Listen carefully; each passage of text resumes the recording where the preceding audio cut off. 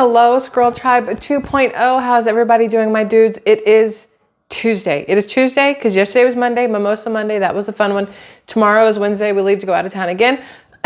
Need to fill you in on that. But first, let me just, since we were talking about cruises yesterday, just want to throw that out there that this morning, like literally today morning, a woman decided to fall off of a Royal Caribbean cruise ship from the 10th floor.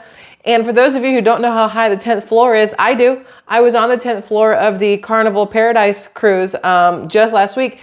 It's really freaking high, okay? It's really freaking high. And this lady, this 42-year-old woman, fell overboard from the 10th deck, and my brain goes, I feel like your entire body should have like shattered hitting the water. Like, I don't understand how this works. And they found her. Y'all, listen. This is like some random picture of the little baby cruise boat that's like going to pick her up. Y'all see that there? So look, this woman, I have to tell you about this because I saw it and I was like, I was so worried about that when we were on the cruise. Listen, the kid wanted to stay in my mother and mother-in-law's room. They had 2 twin beds and she was like, I can curl up at the foot of one of their beds. Or then she says, I could sleep on the balcony. And I'm like, you don't do crack, but you talk like you do crack, because that is the dumbest thing you've ever said in your life.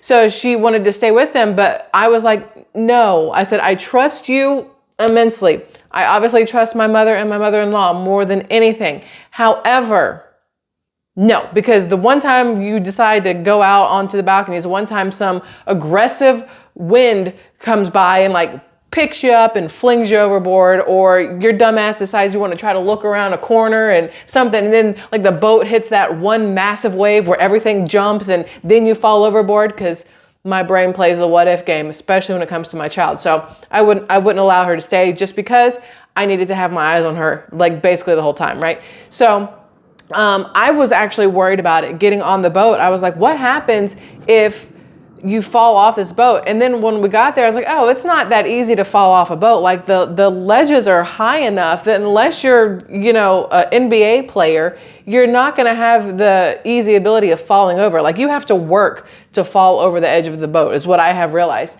Unless you're a toddler whose mom doesn't pay attention to you. Because listen, my mom and I, were we all out there or just my mom and I? I don't remember. No, I think we were all sitting out on the side of on one of the little walkways on the side of the 10th floor, which is where they had the buffet and the pool and everything else. And we talked about that yesterday, y'all. Go watch that if you want to be grossed out and informed all at once. But we're sitting on the side and this lady comes out with her toddler. And I say toddler only because the child was old enough to walk, but I don't think the child was even 2 yet. Like, it was that time between learning how to walk and hitting your terrible 2s, somewhere in there. I'm not quite sure.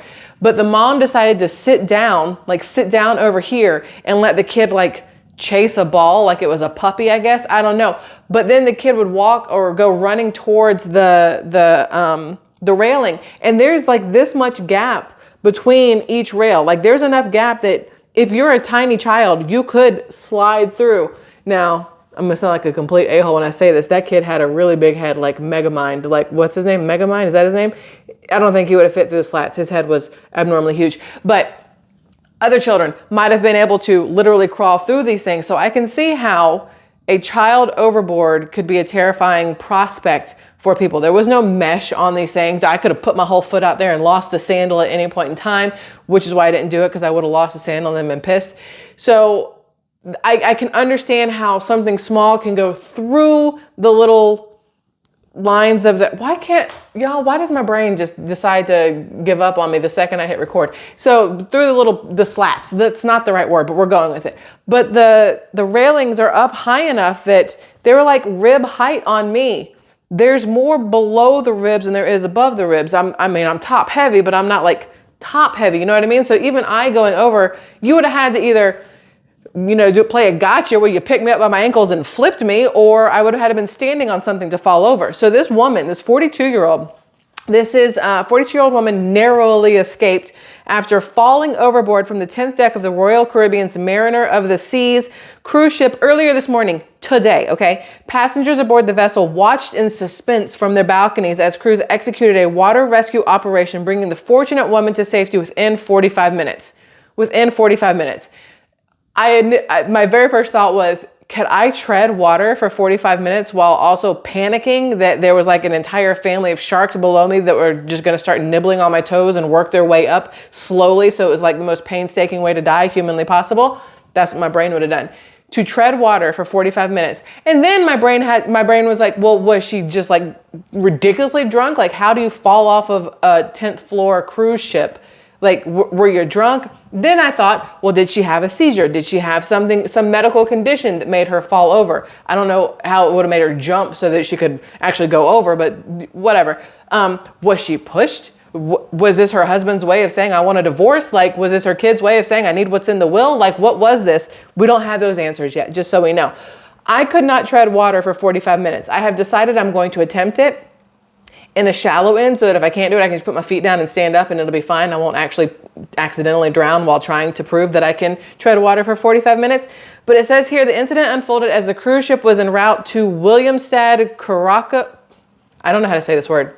Curacao? Nope. Curacao. Curacao. Curacao? I don't know how to say it. But anyway, they were headed there when the woman fell from the 10th deck. The quick response and coordinated efforts of the rescue team ensured her swift retrieval from the water. The incident unfolded as nope, just read that part. Once aboard, she was promptly transported to the ship's medical facility for initial evaluation before being transferred to a local hospital in the place that I can't pronounce for further medical attention. Amid the tense atmosphere that enveloped the ship, passengers held their breath, anxiously witnessing the dramatic rescue unfold before their eyes. Listen, whoever wrote this article wanted to write romance novels at some point in their life. I'm just going to tell you, if the word bulge pops out anywhere in this article, then that's how you're going to know.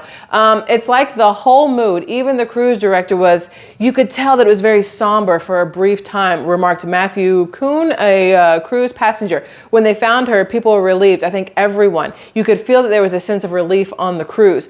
In a statement released by Royal Caribbean, the cruise line expressed its gratitude for the successful rescue, reaffirming their commitment to passenger safety. Have higher railings so your passengers can't fall over. That's a commitment to passenger safety. I'm just saying. Our care team is now offering assistance to the guests and their traveling party, the statement read in part. The cruise line further emphasized that on average, oh, no, this is not a good on average. Please hold. On average, only 28% of individuals who fall overboard are fortunate enough to be rescued. Authorities have initiated an investigation to determine the circumstances that led to the woman's fall. I will be keeping an eye on this because I'm very curious how she fell off the cruise ship. Because as somebody who was slightly terrified of the possibility of falling off a cruise ship, once I was on the cruise ship, I thought to myself, it's really hard to fall off a cruise ship. Again, unless you're a small-headed baby who can fit through the slats or unless you jump. Like, I don't know how that works. Maybe that's what she did. Maybe she was like, you know what, this cruise ship, you got to pay for bingo. You got to pay. I don't want to be here anymore. And she jumped, and then she was pissed when they rescued her because she's like, now I'm back on the same cruise ship. Like, it was a wasted jump, whatever. Who knows? All I know is that I'm going to keep an eye on that because now that I'm off the cruise ship, all I keep seeing are cruise ship things in the headlines, like the one in Miami we talked about, another Royal Caribbean, which I forgot to mention to you guys yesterday, and I think I just closed it down. Dang it. 85,000 tabs open, and I closed the one that I was going to talk to you about. There was another Royal Caribbean cruise ship, not hers, that hit like some really rough water somewhere. And it was like flinging furniture all over the place. I could understand somebody going overboard with that, but if nobody went overboard during that, why did this woman go overboard? I need to understand. So like I said, I'll be keeping an eye on that. So listen, y'all, I'm so excited. I'm so excited. So the man and I decided today, like over breakfast, that we're going to Georgia to see my brother-in-law, sister-in-law, nephew, mom, mother-in-law. We're leaving tomorrow, right? And the man and I are going to take a couple days for ourselves first. And then the plan was to go to my sister-in-law's on Sunday night and hang out there Monday, do 4th of July Tuesday, hang out Wednesday, Thursday, maybe come back then, maybe do like one or two more things and then come back. Well, we decided today, we realized that my nephew, for his birthday, he wants us in Georgia. So we have a little bit of time before then. And we were like, well, we could come all the way back home and then go all the way back there, or we could do something fun. So we looked at going to Alaska. And I was like, yeah, like I want to go to Alaska so bad, like you don't understand. And now would be the perfect time because it's not like ridiculously cold. It's not hot. It's not super snowy in all the places that I looked at. And it's not like that 6 months of sunlight. I think that happens in Alaska. I don't know. So I looked it up. But we realized that to drive there would take us about 10 days and to drive back would take about 10 days, and that's 20 days. And then we couldn't do a damn thing at any point in time. So we nixed that idea. Then we're like, okay, well, we'll fly. Well, to fly from Georgia, from where my sister-in-law lives in Georgia, to, I think we looked up Anchorage, Alaska, was gonna cost $1,300 a person round trip. And I was like, that's a lot of money. And then you gotta rent a car. You still gotta have to have the hotel room. Side note, hotels in Alaska, why are you so expensive? Please help me understand. So expensive. And when I was looking on hotels.com in Anchorage, most of the hotels, you guys have ever looked at the customer review ratings, the 8.4 out of 10, the 7 out of 10, and you go, I'm not saying anywhere under 6 out of 10. We would have had to sleep in the car. Literally every place in Anchorage, Alaska had like a 2 or a 3 or a 4 out of 10 out of hundreds of reviews. And I'm like, why? I don't, like, how are you still in business if your reviews are that absolutely awful? So based off of all the things over there, we decided that we're gonna hold out on Alaska. We'll try that at a different time. And instead we're gonna go this way to the East Coast, to the Northeast and into Canada and maybe into Ontario, because I was looking and I told the man, Ontario, Ottawa. Where did we look at? No, Ottawa.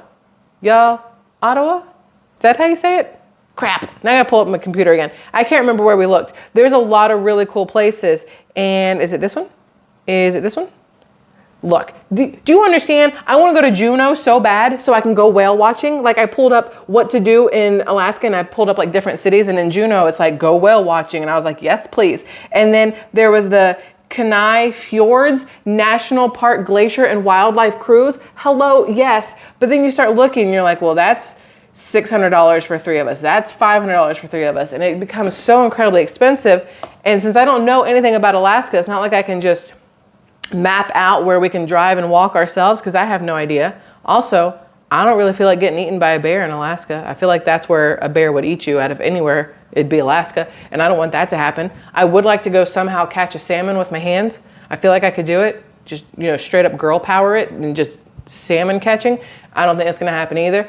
But anyway, we're not going to go that route because too far, too long to get there, way too freaking expensive. So then we're like, all right, we'll go up the east, and I want to go to Maine. I want to go to Rhode Island to see what it is. I feel like it's like a little blip. I want to go see Rhode Island. I want to go to Connecticut. We might as well, for shits and giggles, take our butts through Boston so we can listen to people again, because that's how people in Boston sound. Wicked. I don't know how to do it, but I want to figure out this Boston accent anyway. So we're like, well, we could drive. It's like a 13-hour drive from Georgia to New York. That's not bad, right? And then we could go all the way up through there and then go into Canada. I want to take the kid, like the man and I did. We saw brain work, Niagara Falls. The man and I saw Niagara Falls on our anniversary one year, but we couldn't get into Canada because we didn't have passports. And now we do. And I'm like, take her to Niagara Falls, then go into Canada, and then like go around Canada and see what everything is like. She wants to hit New Jersey. I'm like, we could do a little bit of everything everywhere.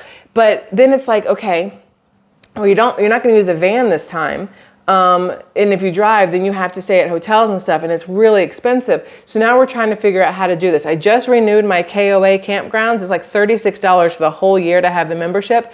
And a lot of them have like little cabins that would still be cheaper than going to a hotel. And the other thing is, I'm like, bro, we'll sleep in the car. Recline your seat, recline my seat. The kid can like sideways sleep in the back. Screw it, do what works, right? Just to get from point A to point B. So now we're trying to map it all out, to figure it all out, how it's gonna work, because we want, the whole point in everything we did with moving to Florida was to do things we hadn't done before, right? And this would be a way to go do new things, to show the kid new places. She hasn't been up the East Coast to the Northeast. I haven't been past New York and the Northeast. None of us have been to Canada. I think it would be absolutely amazing. And I want to make those memories now while we can, while she's still with us, as opposed to out in college or wherever she wants to be once she decides to go at 18, 19, 20, whatever it is. I want to make those memories now. And because she likes hanging out with us and we like hanging out with her, she's not the terrible 16 yet. She's still slightly whatever 13, but that's how it works, ladies. We know 13-year-old girls, we're such a pain in the ass, but I love her immensely. And I would rather be with her than literally anywhere else. So we want to go do these things. Now we just got to figure out how to make it work. We have points for certain credit cards. We have points through hotels that we've stayed at before, like Marriott and Hilton and stuff like that. And so we're trying to figure out how to make it the most economical way possible to see the things, do the things, show you guys the things, because that's the other thing. Want to record absolutely everything so you guys can see these places too. If you don't get a chance to go there, at least you'll be able to see it from the eyes of people who care and want to show you like the cool stuff, you know what I mean? So we're trying to figure all that out. But to do that, I needed a new bag. I said all that to say that. We went to Ross. So when we went on, that's easier. When we went on the cruise, I told the man, I said, listen, we have 5 of us going to be in the back of this car and we need space in the trunk for 5 people's worth of luggage. We can't take the big square luggage thingies, you know, the hard shell ones. We need something that's small and can be smushed down and can also roll. And this thing, this Champion one, I got my daughter one that was gray and it worked out so well. She used her bag for all of her stuff, plus she put my shoes in her bag. So we went back to Ross today and got me one, because this thing is supposed to be like, $50, and I got it for $21.99, but it has the big shoe thing over there, and then it's got the rollers and then the handle hiding in here, and it's huge. I mean, and they say that it is a carry-on size for the airplanes also. So if we ended up flying, I'd still be safe. If we drove, it would take up less space than the other stuff. So I'm really excited about that. I got to pack it all up today. I've washed everything under the sun, like twice, just to be safe. And then the other thing I wanted to show y'all, I told you yesterday about this. See this Ulta bag? Let me explain what's in this Ulta bag.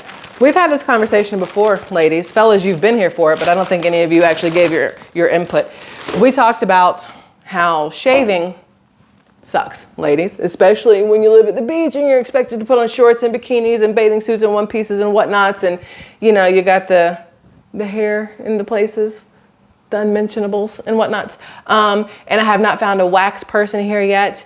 And I've tried to do it myself and it doesn't always work out well. And my hair is just today.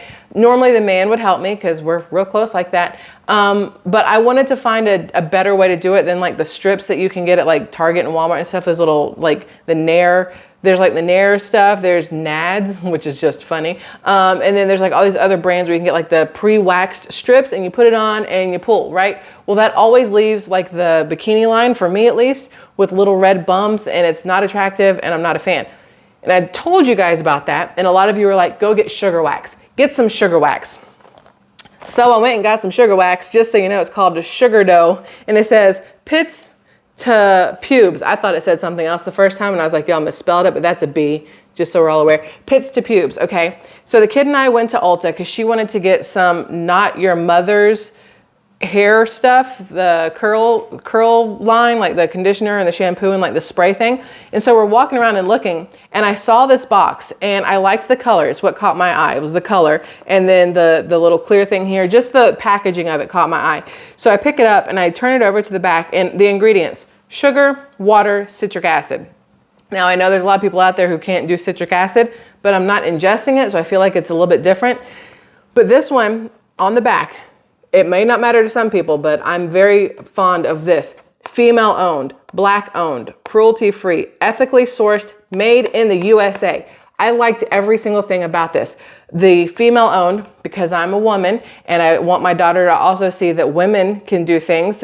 Black owned, she's a black female. I want her to see that a black female can do these things. Cruelty free. You don't have to test on animals. You don't have to hurt anybody else in order to make a product. Ethically sourced, whatever the hell it means, I'm glad about that, and made in the USA. It didn't come from China. I trusted immediately a little bit more than the things that have all these chemicals from China, Korea, wherever. No offense, I'm just saying, for some reason, I feel a little better when it's from here, and that could just be a bias, and I don't mean it to be, but it is what it is. So I got this thing, right? And I decided this morning before my shower, I was gonna try it so I could tell you guys exactly how it worked. At first I was like, let me show you. And I was like, no, I'm not that kind of channel, and you're not gonna see me in a bathing suit like or underwear doing the whole, if you want that, there's channels out there, you ain't getting it over here. But then I was like, well, I'll do it on my arm. And then I was like, no, because you can't just do one spot. Then I have to wax my whole arm. And you can't just wax one arm, I'd have to wax the second arm, and I don't wanna do that. So I tried it by myself in the bathroom, That story could go a whole different way, but we're still talking about the wax. And I put a little piece on, and let me explain this to you. This is once you open it up, this is the thing, okay? And it says here that you can microwave it. It's a glass thing. It says you can microwave it for 15 seconds to like melt it a little bit if you want to, or put it in hot water for 15 minutes. But it says if it's your first time using it, it's better to use it while it's firm. So I didn't heat it or anything like that, right? And I opened it up, and I mean, it's really, I mean, it's sugar and water. I mean, that's all. I could probably put this on a waffle and be perfectly fine. You know what I mean? Like, ow, don't get it on your nose, lady. It doesn't smell like anything, but that's what it looks like inside the jar, okay? So I'm like, well, what's the directions to this thing? How do you sugar wax? So I pull out the directions, if I can get this lid back on. And the directions are actually really cute. Whoever put this together, I think the box says her name is Aaliyah. Yeah, sugar mama to sugar dough. As a hairy brown girl with very sensitive skin, I felt like everything on the market was promoting hair removal at all costs, and my skin was collateral damage. That's how I feel about waxing sometimes. So I opened this box up, and it comes with these cloth strips that after you use them, you can legitimately rinse them out. It's just sugar water. You rinse them out, let them dry, and you can reuse them again. They're big strips. They're like this, right? And then it comes with this little thing that's supposed to like smooth it down. And I got some wax on this by accident. But what's cool is the pictures. It has basically every color black female on there, because there's lighter skin and darker skin black females. Doesn't matter what the tone is, you're still a black female, right? So I open it up, and it has all these different questions and answers on it, like firm versus medium, like based off your skill level. And where was the one that I saw? And then it tells you exactly how to do it. Like it's got where is the thingy-majiggy with the thing? It tells you, okay, so it tells you how to prep and how to do everything. And then it's got like little videos if you need to see like somebody do it for you. It's got these QR codes, because you know we love QR codes now. And it works for your underarms, legs, pubic area, whatever else. And I was like, okay, I got it. I can do this. I looked at the thing that said how much to pull off and to roll into a ball for whatever you're doing, whether it's your armpits, your groin, your legs, your face, or whatever. And I was like, I can do this. And so I got some out, and it was really freaking sticky, right? And then I rubbed it on, and it hurt to rub it on because you're on the hair, like pulling the hair. And then I went to pull the little pieces off. And I think because I was kind of like a chicken shit with it, I didn't pull as hard as I should have. But the cool thing was, because it's the sugar one, you don't pull it like you do with the strips. It literally, it says on here, you flick it off. Like literally, that's all I did was I just kept doing this, and it pulled out the hair that I put it on. I didn't put it in like a really long piece. I just did like a little small section. And I think I could get it all the way I want it if I had the time. But what I figured out while trying to do this myself at this point in time is that with the weight that I have put on, I can't see past my boobs to see my crotch to wax certain spots. And I know that's TMI, but I don't give a shit. I can't see past certain things. So I'm gonna do this, but unfortunately it's not I'm gonna do this. The man's gonna have to do it for me, because that's how close we are. And if you want something done right, you ask your husband to do it. I'm kidding. That's like the most non-feminist thing in the world. I'm just saying, I'm gonna need his help, because I couldn't see to get to certain places because the boobs are in the way. And you can't, when you're trying to do stuff, you can't like pull one up to like, doesn't work. I tried. Yeah, they're not big enough yet to fling them over my shoulder. They're working their way there because of the weight I've put on, but we're not quite there yet. So this is gonna take some work. It says you need to sugar wax at least 3 times to really get in the hang of it or the groove of it or whatever. And I fully believe them. So the stuff itself, I think, is the cutest thing in the world. The directions that come with it, everything, all natural, whatever. I really, really like this, and I'm gonna keep trying it, and hopefully it will work better for me. And I think this thing was $15. I don't remember how much this was. I don't have a receipt. Do I have a receipt? No, I don't have a receipt. I don't remember how much this was, but I remember looking at it going, that's a price I'm willing to pay for that. So I'm gonna try that again, and I'll let you guys know how it goes, but that's what I wanted to show you yesterday. So that's it. Listen, I love you all immensely. I have so much to do to get ready to leave tomorrow. And I'm hungry, because I'm always hungry. So I'm gonna clean up, pack some bags, eat some food, and then I'll see you guys again sometime tomorrow, most likely for hump day, my dudes. I love you immensely. Have a good rest of your Tuesday.